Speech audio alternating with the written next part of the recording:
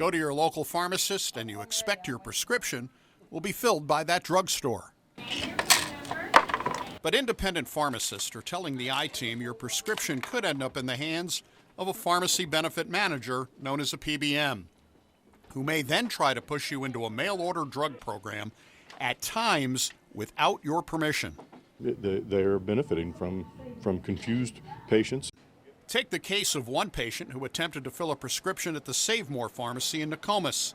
She received a letter from CVS Caremark, a PBM, saying the prescription was on hold, telling her approval was needed to ship it, even though she gave no instructions to her doctor regarding that prescription. The patient never gave permission for that company to call that doctor. Absolutely not. Never. Pharmacist David Falk points to this case, which involves prescriptions through Medicare Part D, with the patient using the SilverScript plan. Falk says the PBM, which is the middleman between the insurance companies and pharmacists, sets the price of drugs, determining how much the drugstore will be paid and how much the patient's copay will be set at. As a result, the PBM has access to all sorts of personal information. Anything to do with that patient, their home address, their phone number, their social security number, their medicines that they're on, their doctors. So we don't have a way to combat that right now. They are taking that patient's data and using it for their own marketing service. Lauren Young of Dale South Lake Pharmacy says her family's Decatur area pharmacies are seeing the same thing.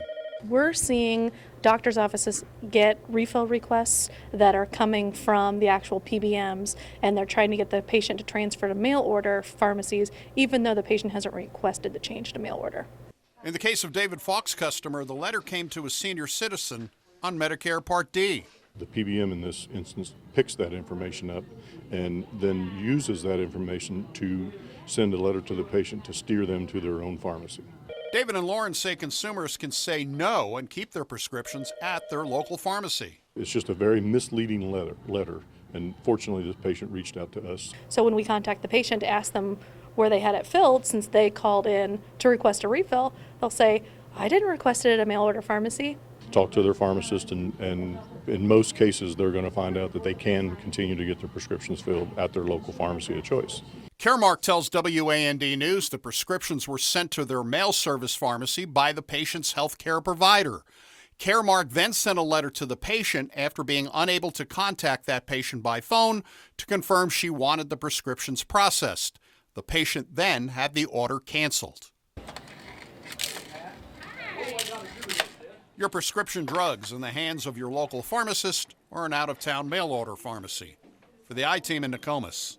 The patient should have a choice to where they want to get their prescriptions filled. Doug Wolfe, WAND News.